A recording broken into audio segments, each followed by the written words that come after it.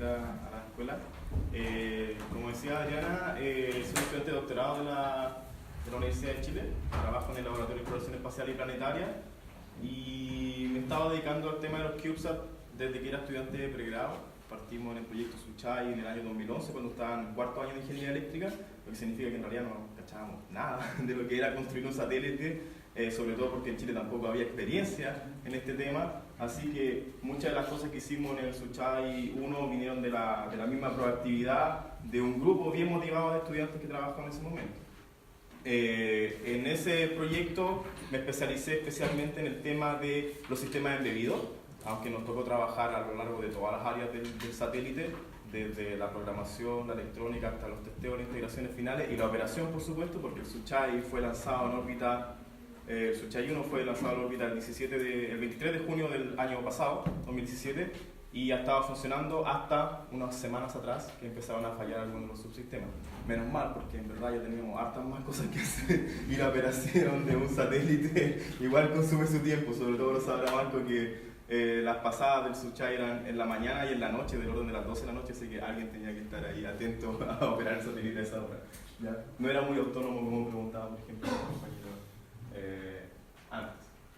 ¿Qué más? Bueno, y mis estudios de doctorado están centrados en la realización de un Inter-Satellite Link entre dos CubeSat, ya que en el Laboratorio de Exploración Espacial y Planetaria estamos construyendo dos nuevos CubeSat de 3 unidades. Entonces la idea es que estos satélites se puedan comunicar entre ellos, y para eso elegimos trabajar en la banda de 18 GHz con tecnologías de arreglos de fase. ¿Ya? Así que les voy a contar, lo que voy a hacer en esta presentación es tratar de contarle qué es lo que hacemos nosotros, qué es lo que hago yo en el área de comunicaciones satelitales y especialmente intersatelitales. Somos más del área de la capa física que de las siguientes capas, así que por ahí también la expertise, pero quiero dejar planteado a ustedes ciertos problemas que ocurren al menos en 3 capas: física, de enlace de datos y la capa de red, porque sé que también la expertise de ustedes está en eso y para que puedan ver y vislumbrar dónde podrían también sus trabajos aportar a área satelital. Hay más presentaciones y también acabo de ver un set de pósters que están súper relacionados con las problemáticas que voy a plantear en esta presentación, que está basada en algunas revisiones que ya existen sobre papers en el área de Inter-Satellite Communication. Como es harto rato la presentación, si es que queda tiempo, también les voy a contar sobre los desarrollos que hemos estado haciendo ya en la capa de aplicación para controlar los nanosatélites de Suchai, así que mirad bajo la manga porque por si la presentación pasa muy rápido. ¿Ya? Acá. Bueno, un poco sobre la motivación, cuáles son los desafíos en realidad que plantean estos pequeños satélites que, como Marco les contó, son un nuevo estándar satelital que está muy de boga ya no solamente en el mundo científico, sino que también en el mundo comercial. ¿Ya?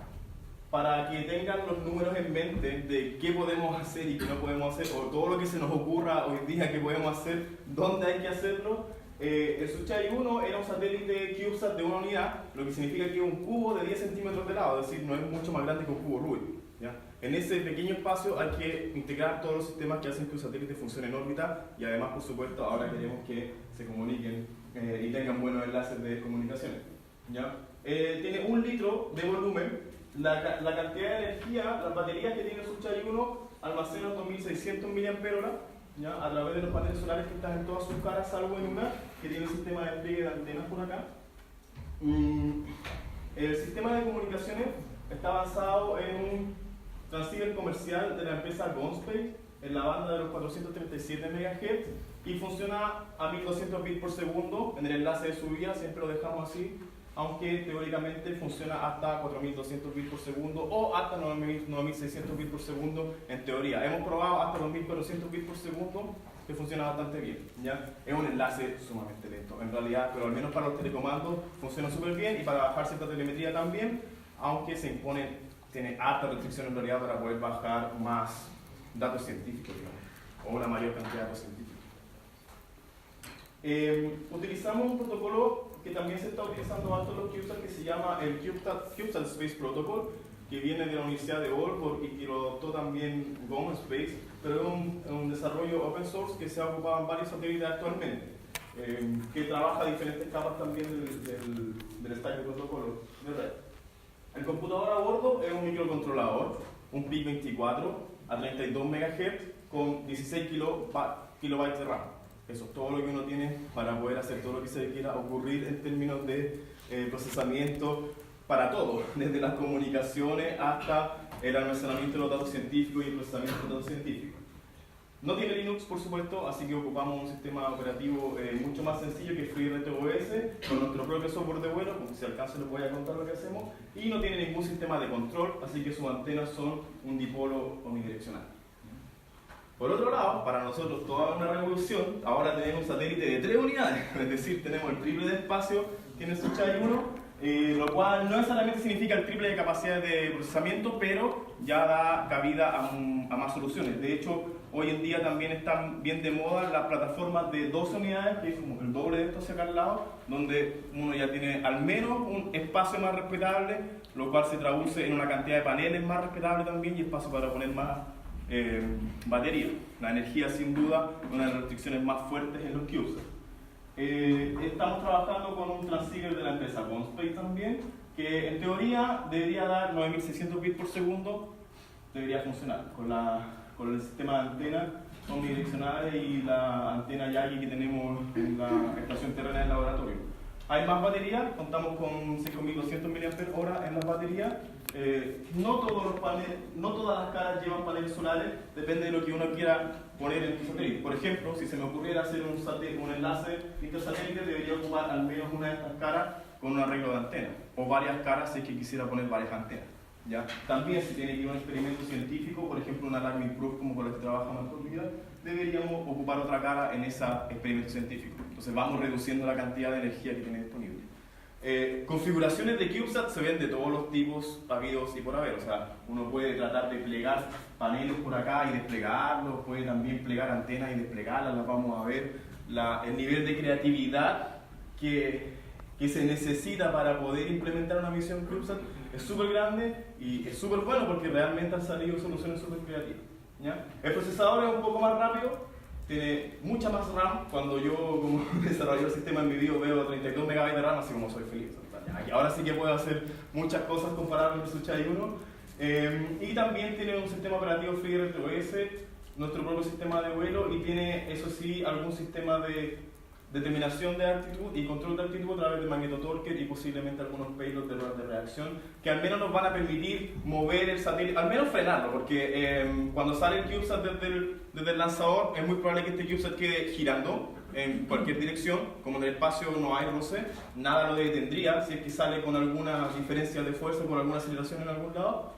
Entonces, al menos los sistemas de ida con magnetotorque nos permiten frenarlo y tratar de dejarlo mirando en alguna posición. Idealmente, si es un satélite, por ejemplo, de observación de la Tierra, o si es un satélite que tiene antenas direccionales hacia Tierra, debería estar con una cara mirando hacia la Tierra.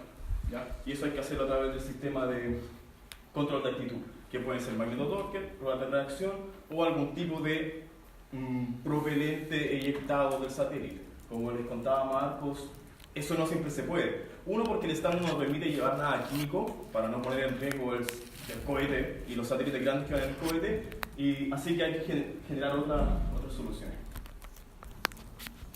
Bueno,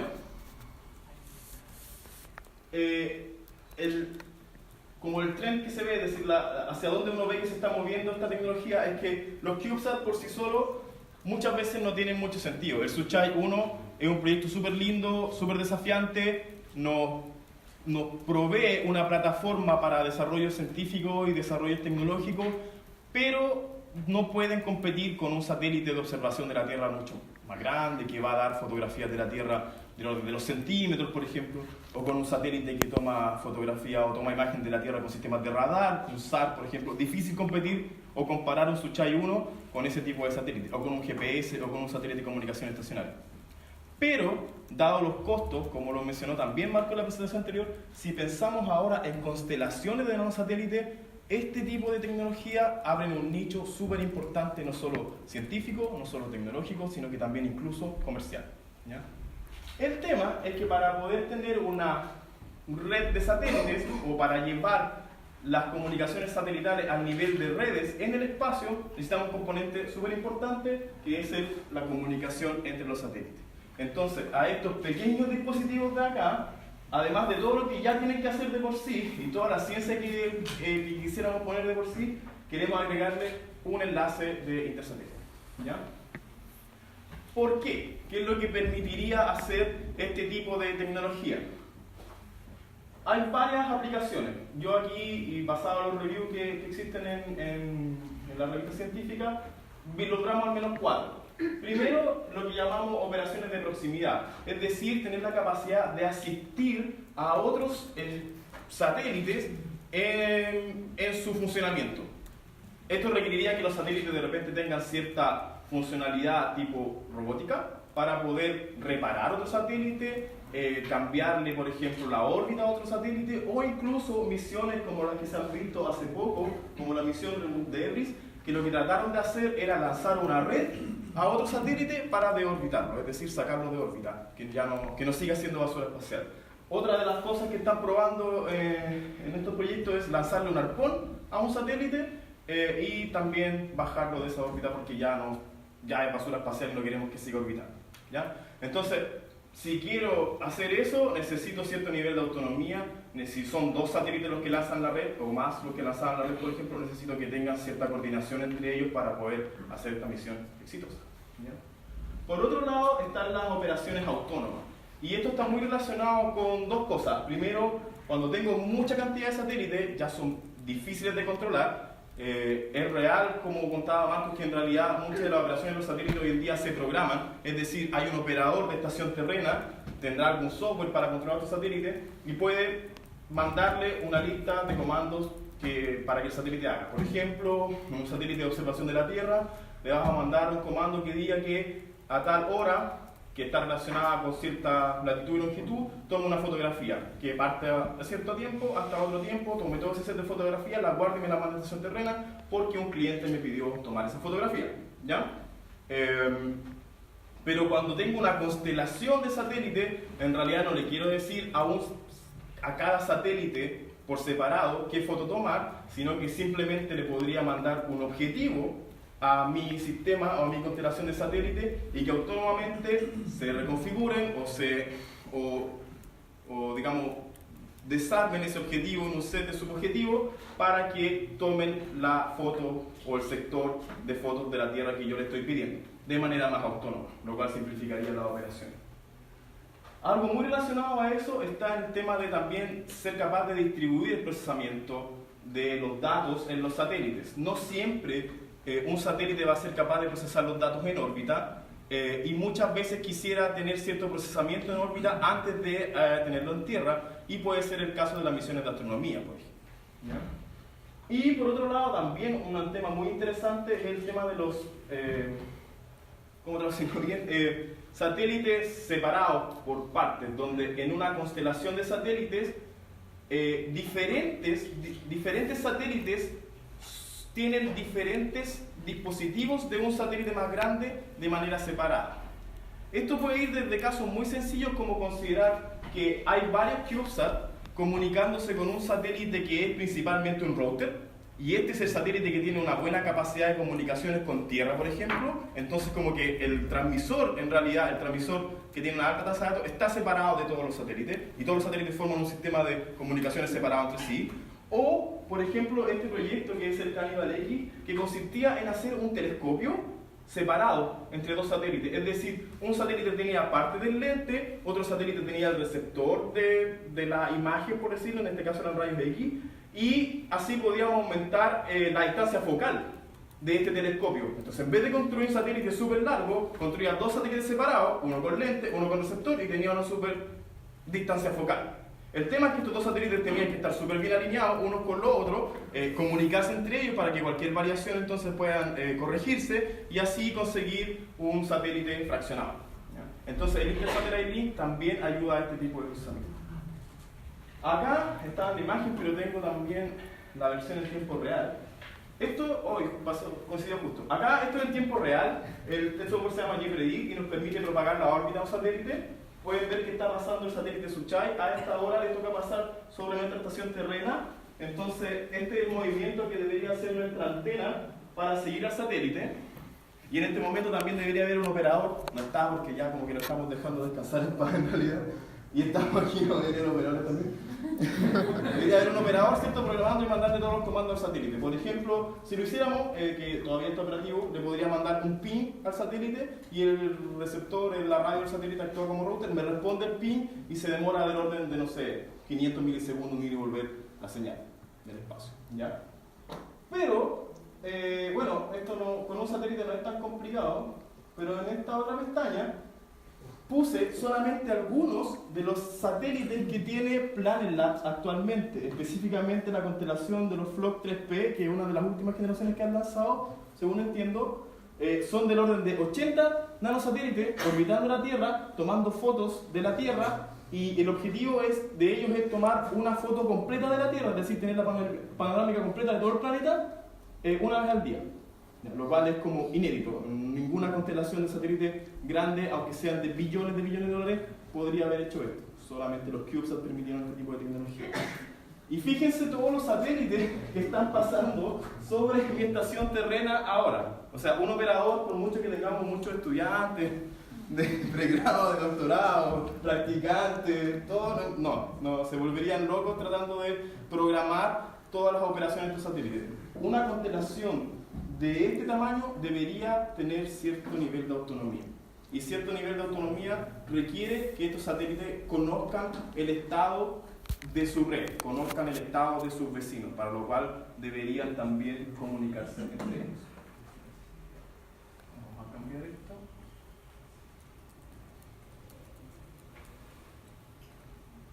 Bueno. Pasamos a hablar ahora del tema del enlace satelital entre los satélites y los problemas o desafíos que podemos encontrar acá. En realidad, las constelaciones de satélites no son tan desordenadas, a pesar de que puede haber cierta variabilidad en la configuración. Se estudian en general al menos 3 tipos de formaciones.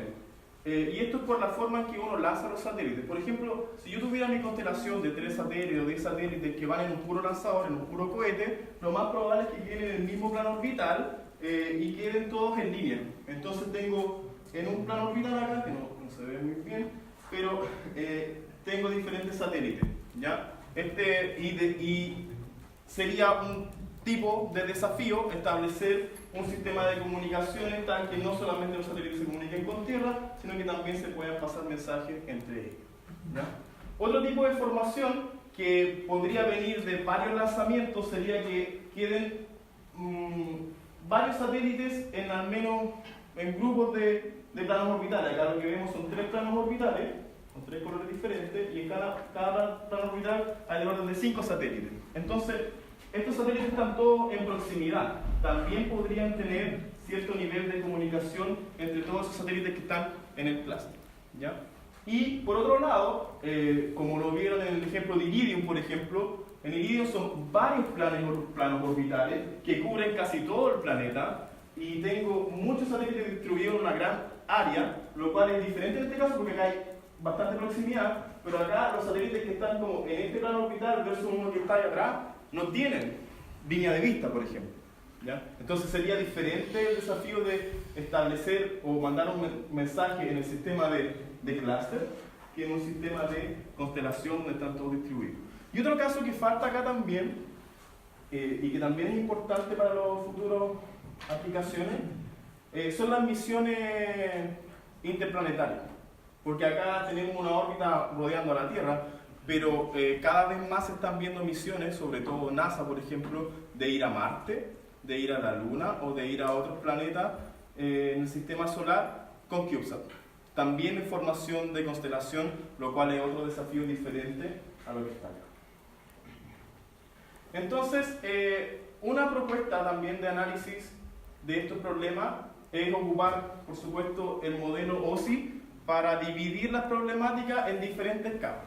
Como les contaba, mi expertise va más que nada por la capa física, pero sé que acá también hay gente con mucha expertise en la capa de enlace de datos y en la capa de red para tratar de resolver los diferentes problemas de las constelaciones.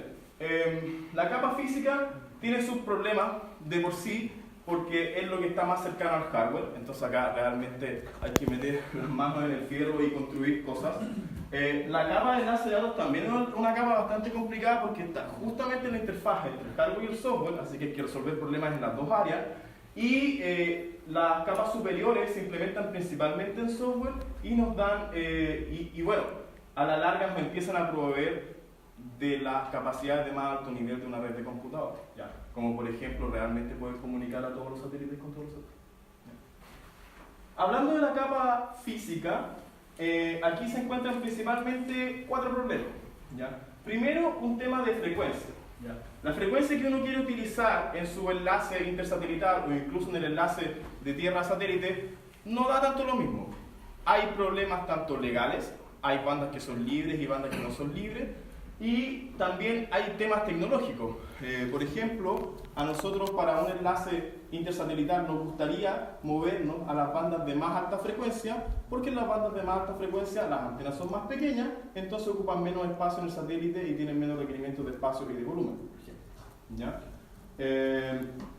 La elección de la frecuencia también está directamente relacionada con el tipo de antena que uno está diseñando y con el diseño de la antena, que pueden ser desde antenas de parche que van en las caras hasta antenas parabólicas que han tratado de poner los satélites. De hecho, vamos a hacer un review de los tipos de antenas que se están utilizando en QSAT.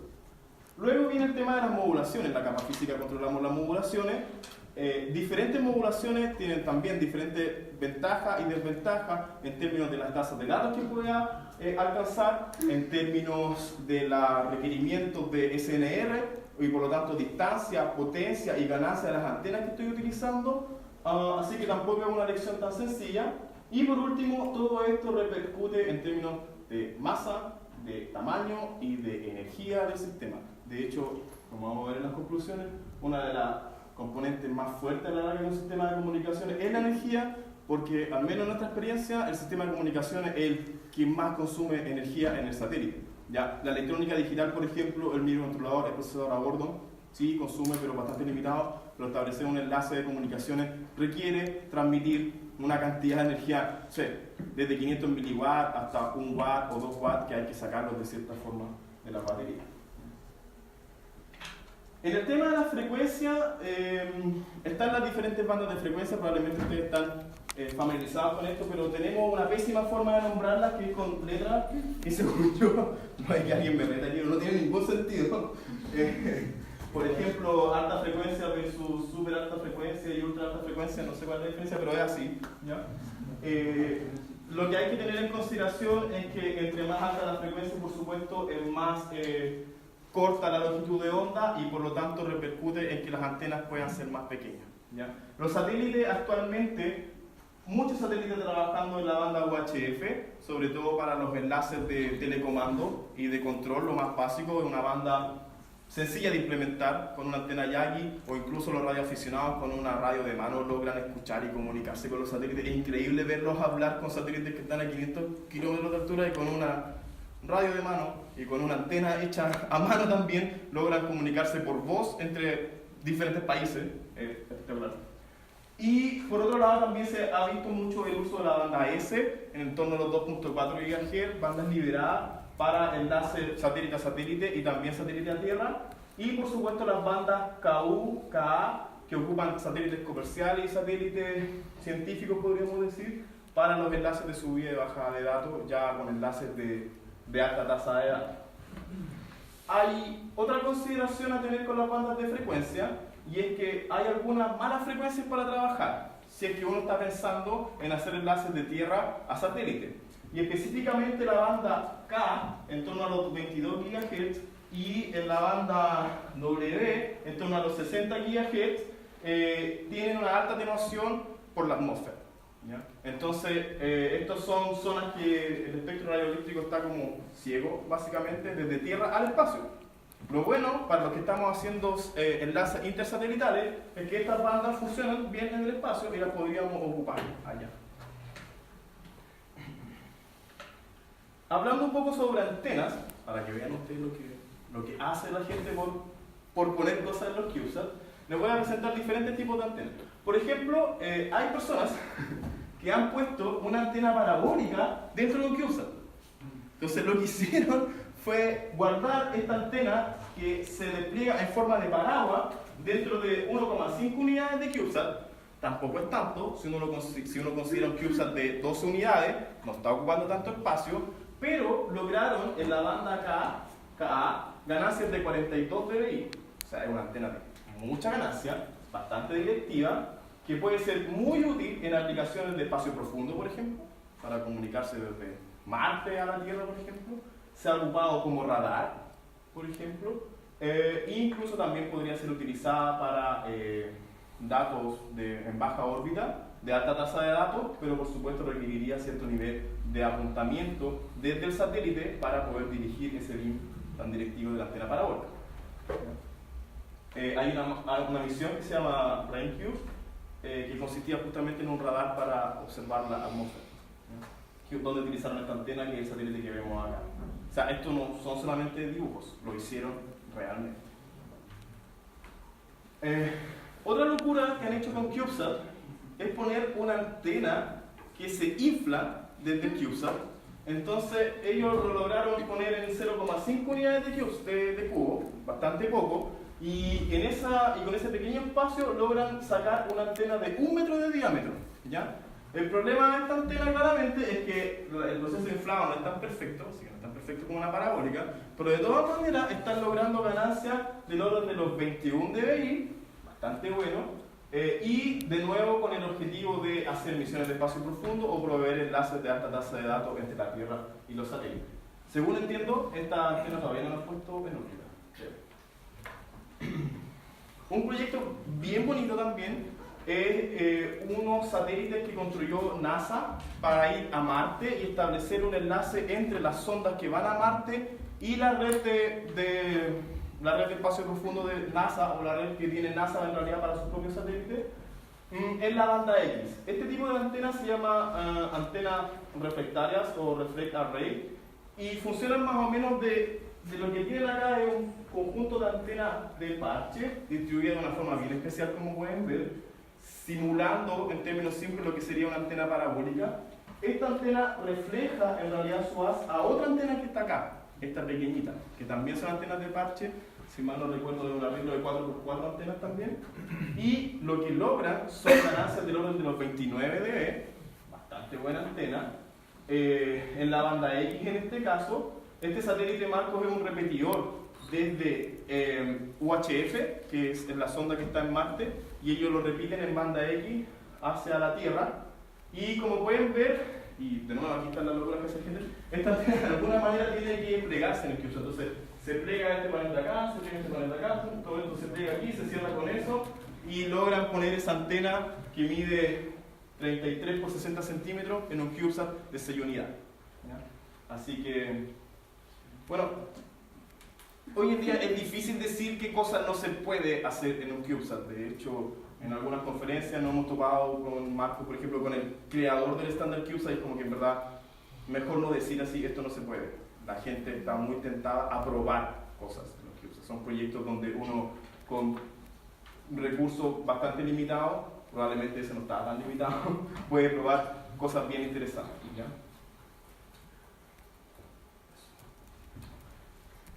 Acercándonos un poco más a lo que estamos haciendo en el laboratorio, otra tecnología de antena muy importante para los CubeSat son las antenas de parche. Acá lo que podemos ver es una antena diseñada para el proyecto Tigrisat, que no solamente es una antena de parche, sino que también es un arreglo de fase.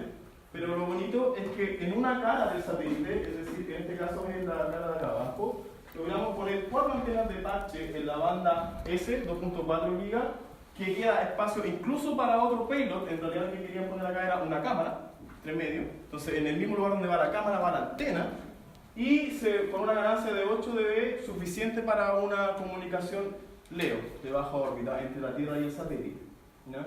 De hecho, esta es una de las antenas que estamos diseñando en el laboratorio para uno de los primeros prototipos de antenas que estamos desarrollando para Sochai 2 o 3, yo nunca sé cuál es en realidad. Son 2 satélites bien parecidos entre ellos. Y el tema principal de investigación para lo que yo estoy haciendo doctorado, y Javier, que es otro estudiante en el laboratorio también, son los arreglos de fase. Una de las ideas es hacer un arreglo de fase en banda S, como el que se puede ver acá, y que Marcos también mostró en la presentación. No necesariamente lleva esto, en realidad hay una discrepancia entre el que hace el CAP y el que hace los cálculos de la antena, pero esta es la idea, tener diferentes antenas de parche en banda S, todas estas conectadas con cambiadores de fase. Entonces, si yo logro cambiar la fase con la que llega la señal a cada una de estas antenas, podría ser que el BIM de la antena, la directividad de la antena, se ajuste electrónicamente, que apunte para acá, que apunte para el otro lado, sin mover el satélite de ninguna forma mecánica. Y por supuesto, eso mejora el enlace con tierra. Esta antena está pensada para hacer un enlace de tierra a satélite, porque requiero menos apuntamiento o requiero menos movimiento del satélite, y en realidad puedo concentrar la energía de mi enlace de comunicaciones hacia donde debe ir y no en un enlace omnidireccional. ¿Ya? Bueno, en esta siguiente slide me voy a escapar de mi área de expertise, pero les voy a presentar a ustedes qué es lo que se puede hacer en las siguientes capas. Por ejemplo, en la capa de enlace, que es sin duda también una de las capas más complicadas y con mayor desafío porque también provee muchas funcionalidades del enlace intersatelital. Básicamente, una red de satélites la podríamos ver, y es muy similar también a una red de sensores en tierra, donde todos están compitiendo por comunicarse, ya sea unos con otros o unos con un máster, dependiendo de la topología que uno decida. Entonces, el tema de compartir el canal es no menor. ¿Ya? Además, la forma en que elija compartir mi canal y controlar este enlace de comunicaciones afecta directamente en la energía que quiero, cuánto tengo que transmitir o cuánto tengo que tratar de transmitir un paquete para que efectivamente llegue a destino, y también cómo estoy utilizando el canal, ya que vimos que reservar cierta frecuencia también es un tema. ¿Ya? En la capa de enlace de datos también jugamos la escalabilidad de la red.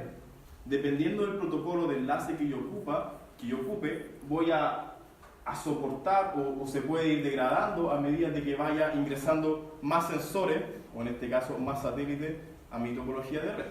Estoy seguro que hay muchos de aquí lidian con ese problema. De hecho, por ejemplo, Alex con Tomás Ferrer está presentando un paper al respecto de este tema, desde el punto de vista de IoT, si no me equivoco. ¿Cómo hago en realidad?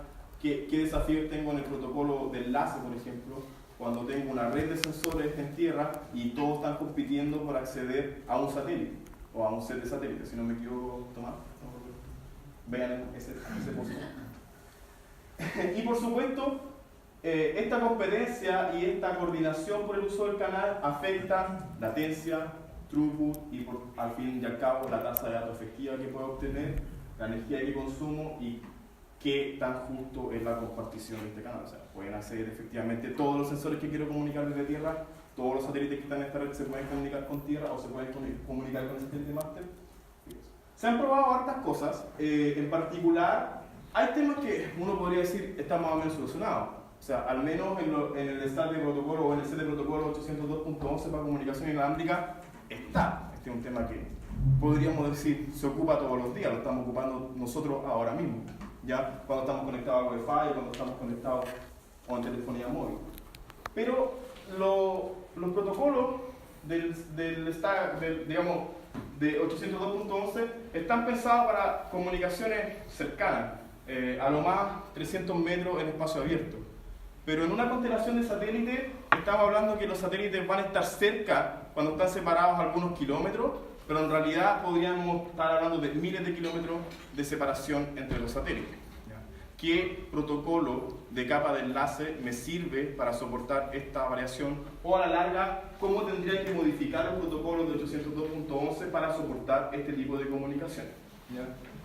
Una de las principales problemáticas de los protocolos, de este tipo de protocolos, es que consideran también cierto timing para que un paquete llegue o no llegue a destino.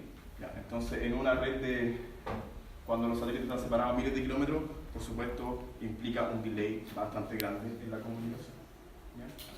Se ve también protocolos híbridos, por ejemplo, combinaciones de TDMA con CDMA, combinaciones de FDMA con TDMA, que en la revisión bibliográfica se ven bastante interesantes, pero en general también asumen ciertas condiciones sobre la red. Por ejemplo, voy a volver bastante atrás. Por ejemplo, como les digo, es muy distinto un protocolo en que yo tengo cierta proximidad a estos satélites, entonces podría dividir estos satélites en clúster. Por ejemplo, estos de acá son un clúster y los que están acá son otro clúster, y entre cada clúster podría armar una topología de maestro-esclavo y ocupar combinaciones de DMA con CDMA para comunicarse entre esos satélites, súper bien, pero probablemente esa asunción no es válida en una constelación. ¿Ya?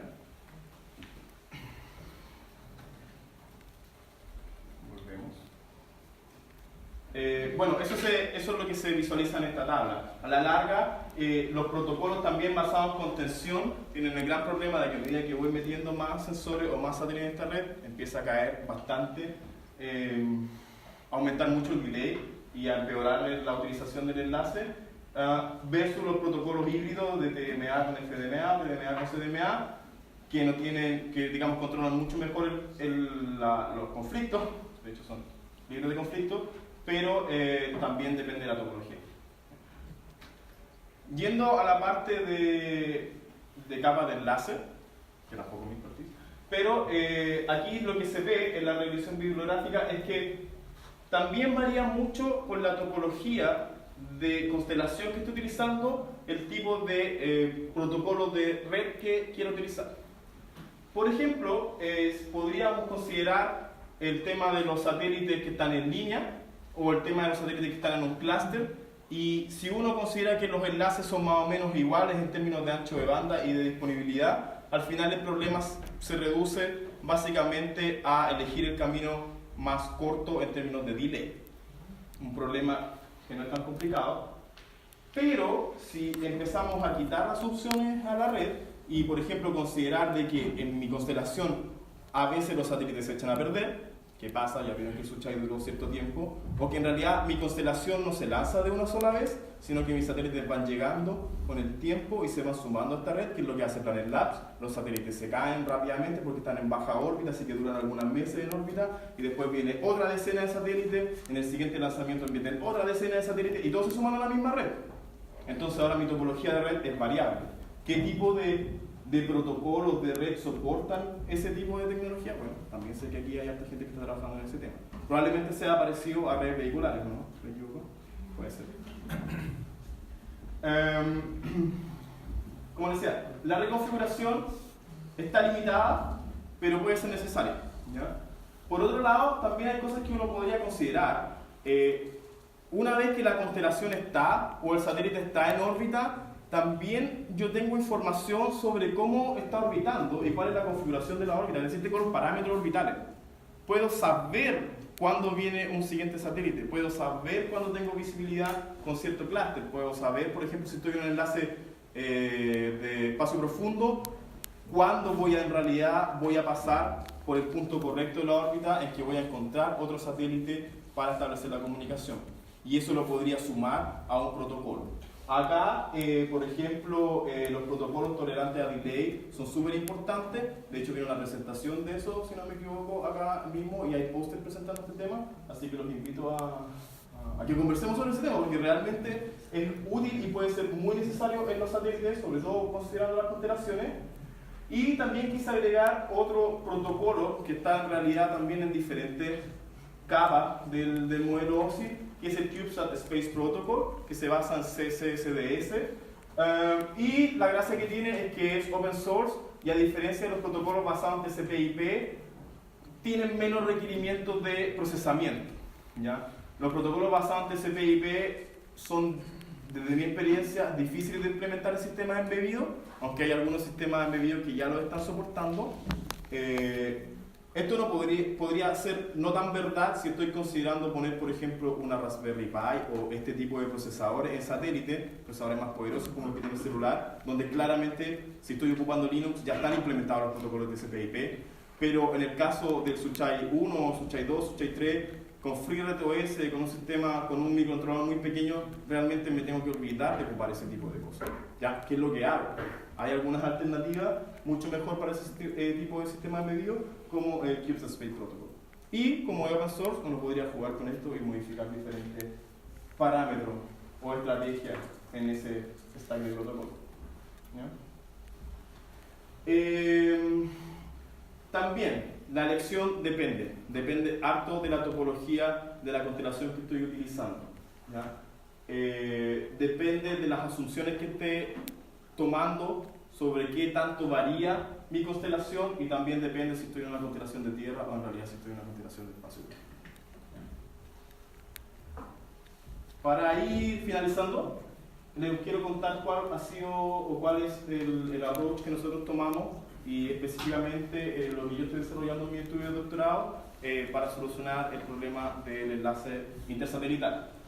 No trabajamos en todas las capas, así que todavía quedan problemas abiertos, pero al menos en la capa física, en la implementación física de esto, hemos tomado las siguientes decisiones. Y que puede ser de utilidad, y se ha visto también en las revisiones bibliográficas que se recomiendan para este tipo de aplicaciones. Una de las primeras aproximaciones es el uso de las radios definidas por software. Sin duda son una tecnología disruptiva en términos no solamente de los satélites, sino que también, por supuesto, que para redes terrestres o sensores, pero los satélites nos proveen mucha flexibilidad en el uso de la frecuencia. Punto 1. Por ejemplo, estamos utilizando una SDR que puede moverse desde los 70 MHz hasta los 6 GHz.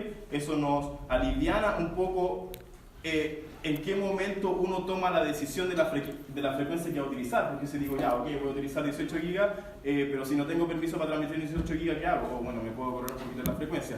O incluso, si eligiera y hago todo para 437 MHz, no es lo mismo pedir la licencia, o sea, cuando uno pida la licencia te van a decir 437.3 o 437.225, etc.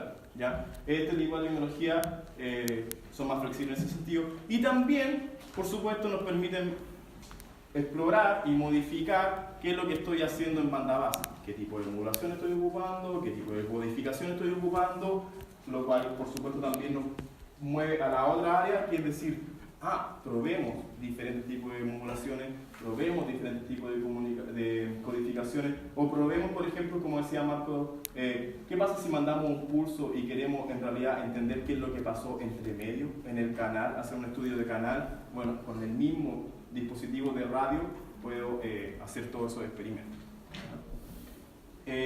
Pero en realidad lo que nosotros necesitamos hacer es llegar al menos a los 18 GB, así que necesitamos una etapa de subir en frecuencia, y la etapa más importante y probablemente una de las más complicadas también es cambiarle la fase a las señales que le llegan a cada una de las antenas.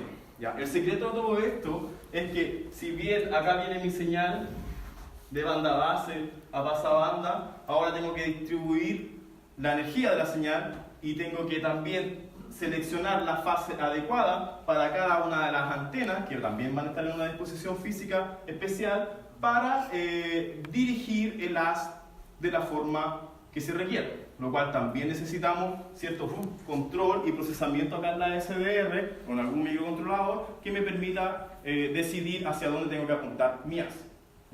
Estas tecnologías están súper relacionadas también con MIMO y con beamforming, que se ven también en otras aplicaciones acá mismo en esta escuela. Bueno, tenemos la SDR, tenemos cómo subir en frecuencia, osciladores locales también. Uno de los desafíos que nos planteamos también es hacer todo esto con componentes comerciales. Estamos bastante trabajando bien codo a codo con la gente de instrumentación astronómica, y ellos tienen harta expertise en construir como digamos el dispositivo requerido para la frecuencia requerida, con sus diseños propios y construcciones propios, que puede ser una buena idea, pero el tema de la filosofía que usan es ocupar los componentes comerciales. Así que cuando a la larga fue como un proceso inverso, queríamos hacer un enlace de la frecuencia más alta posible. Partimos con la idea de hacerlo en 60 GHz, una banda libre, que en la Tierra tiene unas aplicaciones limitadas, pero en el espacio podría funcionar muy bien. Pero, por ejemplo, encontramos que phase shifter comerciales digitales están disponibles en bandas del orden de los 18 GB. Así que probemos con esto primero. ¿Ya? Y, por supuesto, también hay que seleccionar, eso no está seleccionado todavía, cuál es el tipo de antena que vamos a utilizar en nuestro satélite. Sabemos que es un phase array, pero un phase array puede tener, digamos, cada uno de estos parchecitos del phase array podría tener un diseño especial o ser un simple cuadradito adecuado a la banda de frecuencia. ¿Se verá el video? Sí. Como les decía, trabajamos con el grupo de instrumentación astronómica. El grupo de instrumentación astronómica tiene alta experiencia trabajando en frecuencias altas como 100 gigas, 30 gigas, 60 creo que también. Y tienen también instrumentación para trabajar en eso. Así que lo que ven acá es como cuando me convierto en DJ y estoy trabajando con dos Spectrum Analyzer, dos generadores de señales, VNA en alta frecuencia. Lo que estamos probando acá es justamente el up converter y amplificador del sistema que al fin funcionó. Lo pudimos controlar. Bueno, en esta tabla vemos en realidad, también a partir del review en el cual se basa esta presentación, qué sistema, cómo afectan los diferentes parámetros de diseño al sistema de comunicación intersatelital. Hay algunas decisiones o parámetros de diseño que afectan en todas las capas, entonces aquí hay trabajo para todos los que estamos en esta escuela. Por ejemplo, la topología de la red. ¿Ya? La topología de la red y el tipo de emisión en realidad hacen que varíe el protocolo que elijo en capa de enlace, cómo controlo a nivel de aplicación, qué tipo de antena estoy utilizando también. ¿Ya? Hay otros parámetros de diseño como el tipo de datos que estoy transmitiendo. Por ejemplo, si estoy en una misión de espacio profundo, mandar un comando a un satélite que está en Marte puede tomar tiempo, harto tiempo, para que llegue efectivamente y para que el satélite o la sonda que está en Marte haga la operación que estoy haciendo. Entonces eso, o por ejemplo, no siempre puedo tener línea de vista entre un satélite que está en Marte o una sonda que está en la superficie de Marte y todos los diferentes saltos de satélite que hay que tener hasta llegar a una antena en la estación terrena. ¿Ya? Eso afecta entonces los protocolos que ocupo a capa de física, a capa de red, por ejemplo, ¿ya? Donde entran por supuesto las redes tolerantes a delay. ¿Ya? La energía también, súper importante. El sistema de comunicaciones es uno de los sistemas que ocupa más energía en el satélite, así que tengo que cuidarme realmente de que mi protocolo, no sé, de capa de enlace no esté transmitiendo beacon a cada rato, porque en realidad se me va a acabar la batería antes de que pueda hacer cualquier cosa. ¿Ya? Bueno, repetir un poco lo que contaba Marco, que es una experiencia bien interesante que nosotros hemos tenido con la Universidad de Tokio. Ellos lanzaron un satélite, el TRICOM, cuyo objetivo era establecer o probar tecnología para IoT utilizando la tecnología LoRa. ¿Ya? Entonces, el satélite tiene harta gracia, no solamente su transmisor, sino que como Marcos contó, ellos construyeron un cohete especialmente para lanzar este que usan. Entonces, es un satélite muy pequeño, no sé, como de aquí al techo, pequeño, para lo que es un satélite realmente, un sounding rocket, como se llama en realidad, y lograron poner en órbita este satélite. De hecho aquí se puede ver cuál es el sistema de acople que tiene este cohete. Y la gracia es que quisieron usar la banda de 920 MHz sin licencia, por lo tanto el desafío era transmitir con menos de 20 miliwatts.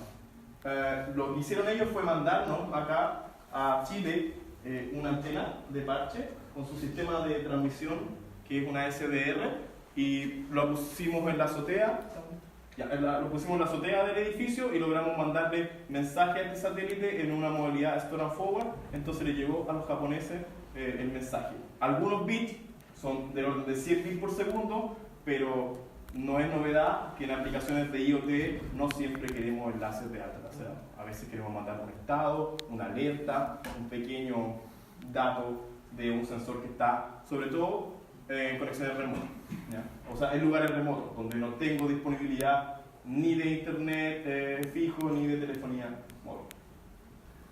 La foto que está acá es del Suchai 2 en su proceso de armado, de integración de los sistemas. De hecho, tenemos que volver el lunes a seguir armando el satélite. Y la capacidad que tenemos implementada, aparte de los enlaces del enlace intersatélite y el Phase Array en 2.4 GHz que es para la Tierra, que en realidad para nosotros son payloads, son experimentos, no podemos asegurar de que eso vaya a funcionar, espero que funcione, si no, no me titulo. Y a la larga, pero con el enlace de 437 MHz algo podemos hacer. Por ejemplo, implementamos un sistema de digit repetidor o store forward también, es decir, podríamos mandarle un mensaje a nuestro satélite, recibirlo, ya está implementado, la parte de guardarlo o de repetirlo es más que nada en la capa de aplicación, así que también está implementado y como podrían ver en la imagen de tiempo real del Suchai, el footprint de un satélite en baja órbita igual es bien grande, o sea, uno puede cubrir por lo menos Chile y Argentina cuando está pasando por aquí, o Chile y Brasil cuando está pasando, así que puede tener sus aplicaciones, o también varias regiones de Chile, ¿ya? Que en caso de situaciones de emergencia podría ser súper útil. El resumen de lo que estamos haciendo en el laboratorio es más o menos esta diapositiva. Tenemos el motor, en realidad el desarrollo de los CubeSat es la ciencia, sobre todo por el lado de física espacial y space weather. Los fondos científicos vienen de ahí, pero nos aprovechamos entonces de que ya tenemos que construir un satélite para proveer más cosas, entre ellos Phase Array 2.4 para Tierra, Phase Array satélite a satélite, las comunicaciones omnidireccionales están, tecnologías de control de actitud, ya sea con ruedas de reacción o también propulsores de diferentes tipos, y también realizar estudios, por ejemplo, sumar a los físicos en esto, sumar a gente de áreas biológicas en esto y ver qué podemos hacer en el espacio, qué tipo de ciencia podemos hacer en el espacio con estos pequeños satélites. Para que quede como referencia de dónde se sacó esto. ¿Estamos en tiempo? ¿No alcanza mucho el software satélite? Está súper bien. Eso, cualquier pregunta, estamos abiertos a...